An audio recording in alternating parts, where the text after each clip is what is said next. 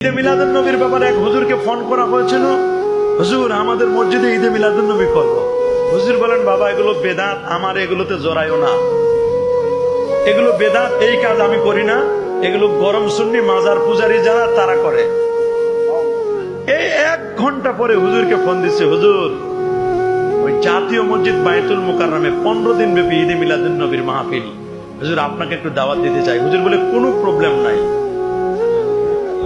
মাত্র 1 ঘন্টার ব্যবধানে আপনার মসজিদে নাজায়েজ সুইচ তখন অফ করা ছিল, আর যখন এটা জাতীয় মসজিদ বাইতুল মুকাররমে গেল সাথে সাথে সুইচ অন হয়ে গেল, কোনো সমস্যা নাই।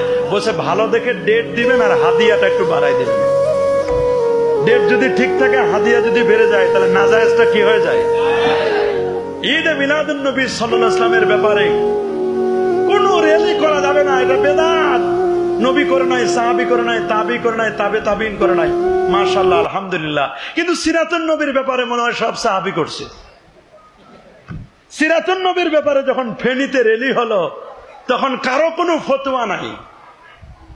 আমাদের কাছে যখন ঈদে মিলাদুন নবীর দলিল চাই যে হুজুর পবিত্র ঈদে মিলাদুন নবী সাল্লাল্লাহু আলাইহি ওয়াসাল্লাম এটা এত গুরুত্বপূর্ণ বিষয়, আপনারা এটা পালন করেন, এই ব্যাপারে কোরআন থেকে, সহি হাদিস থেকে, সহি সুন্নাহ থেকে দলিল দিবেন। প্রথম সাহাবায়ে কেরাম কারা কারা করেছেন, প্রথম ঈদে মিলাদুন নবীতে কি কি তাবাররুক ছিল, কে কি করেছেন, প্রথম কারা করছে, আমরা বলবো এটা ভালো কথা আলহামদুলিল্লাহ। আমাদের ঈদে মিলাদুন নবীর ব্যাপারে যেমন দলিল চান না, আমরা যদি খালি একটু উল্টা করে দিই, খালি একটু উল্টা, যে টঙ্গীর ইজতেমায় সর্বপ্রথম আপনারা যে টঙ্গীর ইজতেমায় মানুষদেরকে জমায়েত করেন, ইজতেমাটা হয়, এই ইজতেমার বয়স কত? আমাদের মিলাদুন নবীর বয়স 950 বছর, ইজতেমার বয়স এখনো 100 বছর হয় নাই পুরা। এটা ইলিয়াস সাহেব উনি স্বপ্নে দেখেছেন, আলহামদুলিল্লাহ একটা দল বাহিনী গঠন করেছেন। আমরা যদি বলি যে গাট্টি বস্তা নিয়ে মসজিদে থাকতে হবে, টঙ্গীর ইজতেমায় যেতে হবে, মসজিদে রান্না করে খেতে হবে, রেসিডেন্সিয়াল আবাসিক এলাকা বানাতে হবে, এই ব্যাপারে কোরআনের সহি সরি দলিল দেন, হাদিস থেকে দলিল দেন। সর্বপ্রথম কোন সাহাবী গাছ করেছিলেন, সর্বপ্রথম কোন সাহাবী সাল লাগালেন, 1 সাল 2 সাল 3 সাল, এটা যদি আমরা জিজ্ঞেস করি, নিজের বেলায় 16 আনা, নিজেরটা ঠিক।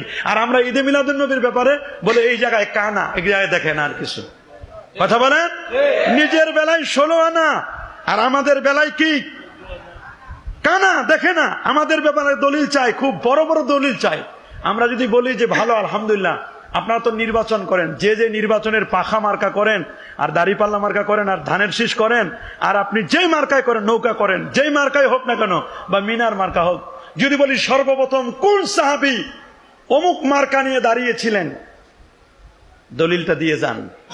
বুখারী, মুসলিম, তিরমিজি, আবু দাউদ, নাসাই, ইবনে মাজাহ, কোন কিতাবের কত পৃষ্ঠায় সর্বপ্রথম কে এরকম মার্কা নিয়ে দাঁড়িয়েছিলেন, দলিল দেন। তখন কি কোনো দলিল পাওয়া যাবে? বলেন। তা আমাদের ব্যাপারে যেটা বলেন আপনারা, নিজের ব্যাপারে একটু চিন্তা করবেন যে আমরা যে ঈদে মিলাদুন নবীর এত দলিল চাইতেছি, আমরা যদি বলি ইল্লাল্লাহ জিকির প্রথমে কোন সাহাবী করছেন, না কোন সাহাবী করেছে, না তাবি করেছে, না তাবু তাবিন করেছেন, এগুলো অনেক পরের কথা। কথা বলেন।